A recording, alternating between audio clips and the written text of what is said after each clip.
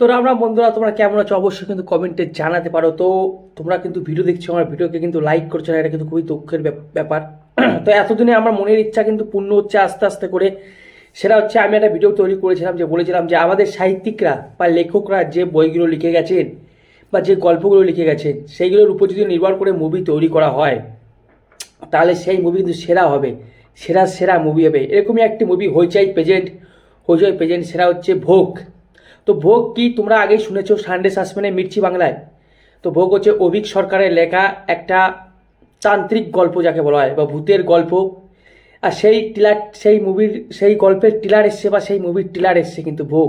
Finally আমার দেখে সেই টিলারটা ভাই অসাম লাগছে দেখতে, এবং পুরো গা ভাই শিউরে যাচ্ছে। কারণ যেরকমটা বর্ণনা আছে অভিক, যেমনটা বর্ণনা আছে সানডে সাসপেন্সে, যেরকমটা বলা আছে ঠিক সেরকমটাই কিন্তু ওই ট্রেলারটা হয়েছে।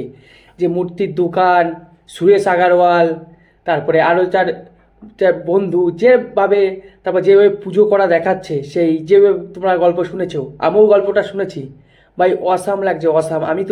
আমি তো অনেক দিন ধরে ভিডিও তৈরি করছি যে আমাদের লেখকরা যে গল্প লিখে গেছে, সেই গল্পের উপর যদি আমাদের বাংলা মুভি তৈরি হয়, সেই মুভি ভাই অসাম হবে, সেরা হবে।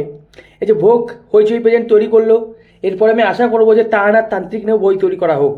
কারণ তারানাথ তান্ত্রিকের যে গল্পগুলো আছে, সেই গল্পগুলো নিয়ে যদি বই তৈরি করা হয়, সুপার ডুপার হিট হবে প্রত্যেকটা পার্ট।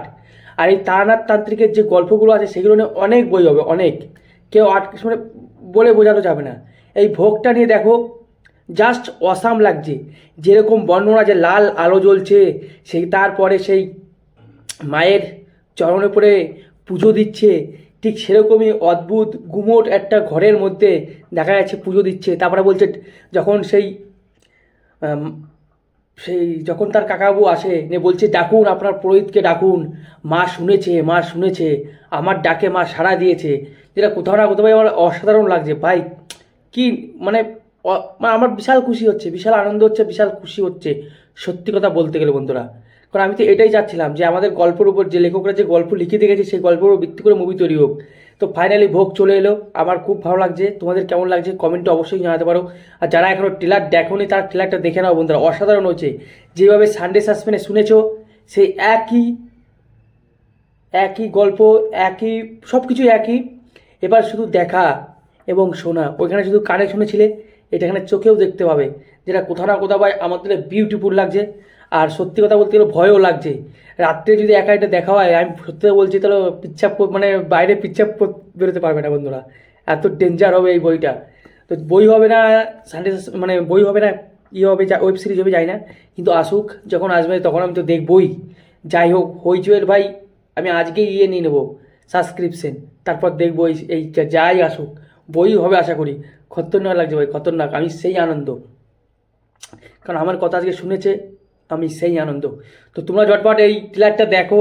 আর মনে করো, সেই আজ থেকে বোধহয় হয় কত বছর আগে শুনেছিলে সানডে সাসপেন্সে রেডিওতে, সেটা একবার মনে করো।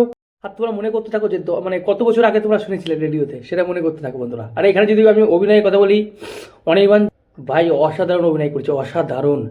কি অভিনয় করেছে! মা, মা শুনেছে আমার কথা, শুনেছে, ডাকুন কাকু ডাকুন, আপনার আপনার পুরোহিত মশাইকে ডাকুন, সে এসে দেখে যাক মা কেমন শুনেছে আমার কথা, দেখে যাক। আমার মা সাড়া দিয়েছে, আমার ডাকে সাড়া দিয়েছে মা। আমার এত সুন্দর লাগছে ভাই, আমি কি বলবো। অনির্বাণ অভিনয় ভাই চুম্বেশ্বরী, আমার খুব ভালো লাগছে বন্ধুরা।